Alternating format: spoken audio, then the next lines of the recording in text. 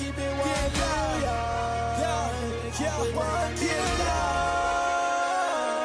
AT Jones, tell them what it is. Step on the mic and I rip it, yeah. You know I'm feeling terrific, yeah. Up on the mission to fight, keep burning the flames. I would say I started developing a passion for music because it was just a part of my family. I would be what you would consider a troubled teen or at-risk young person because I was separated from my mother and father at a very young age, and so that led me to living with with the grandmother who played all of this music.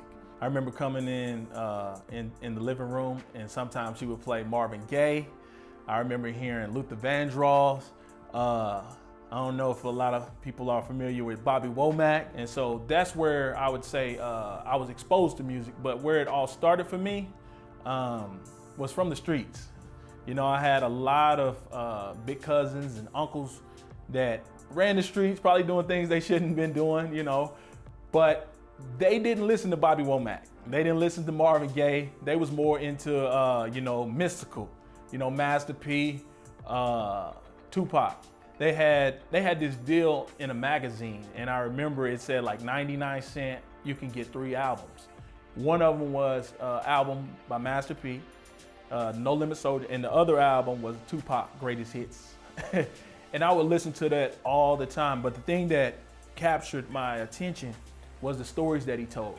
Here I am, young kid in a little small town, big dreams, and I'm hearing these stories that connected with my life. And then from there, I would sit on my porch with my friends, and we would make beats. And so, my best friend, he would get his hand and he would put it on the table and he'd make beats, and we were just trying our best to imitate these guys that we looked up to, because when you grow up in an environment like the one I grew up in, a lot of us grow up without role models. We don't have father figures.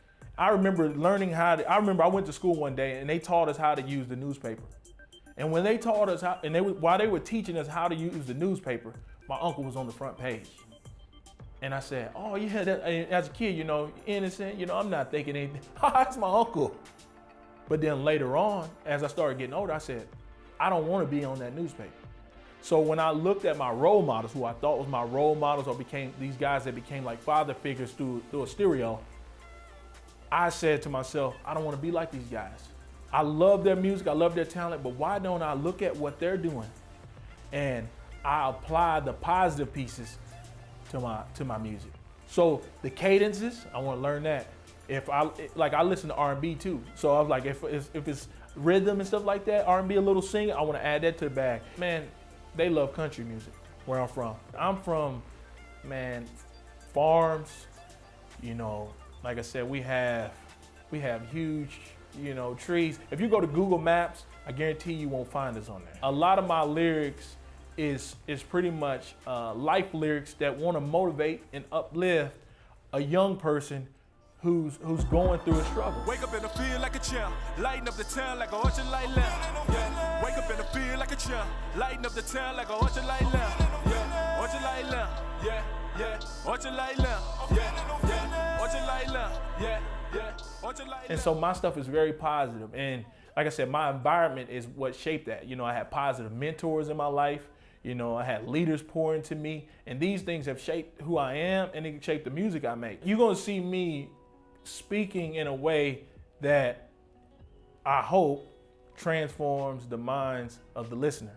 Because when I was a kid, I thought that's what they were doing to me. I know we say I'm a product of my environment, man, but sometimes that product ain't good. It might, I know everybody say they want to get the bag or to get, they want to get all this money. It looks nice, but sometimes that can put you down. That can put you on a path that I'm sure you probably don't want to be on. And I think there needs to be someone that shows young people a new way. And that's what I'm attempting to do with each and every song that I create, to show people that there's a new way. Wherever you are now, you don't have to stay there. I think our job should be, how can I better the life of someone? How can I better this person's life? How can I uplift this family who's at rock bottom, who's feeling like I'm hopeless? How can I uplift them? And one of the things I learned is sometimes words is not enough. And so, even throughout my life, there's been times where I've reached out to young people and I offered more than just a lyric. If I can reach the young me, I feel like I accomplished my goal. And I feel like, I'm thankful that in some ways I have done that with a few, but I'm really hoping that I can reach more. I can't reach everybody, but I can reach the young me. And if I can accomplish that, I feel like I'm living an American dream. Looking for the truth, then I gotcha. Chewing on the beat like it's pasta. I'm on the winning team, I'm on the roster. Squad so sick, man, somebody call the doctor. A lot of people would say to me, it's unattainable. You can't really accomplish anything being in the area you're in. But I'll tell you, that's a lie. I don't have Grammys. I don't have a #1 on the Billboard. I got a beautiful wife at home, and I got a daughter, and she's not going to experience life without a father, without a mother. I experienced that, but she won't. That's a Grammy. My father, our relationship was, I would say, almost destroyed because some of the choices that my mom made, some of the choices that he made, it almost destroyed his life, but it almost destroyed our relationship. But guess what? Because I grew and I matured, I reached out to him and I reconnected with him. And now we're building. That's a Grammy. I get to create things that can improve the lives of young people in my community, the place that I grew up at, and inside the same office, when the lights are out, I can record music that I eventually go out and tour with in my community and in other states throughout the United States. That's a Grammy. That's my Grammy right now. And some people would say, well, that ain't enough. But I'll say, that's enough for me.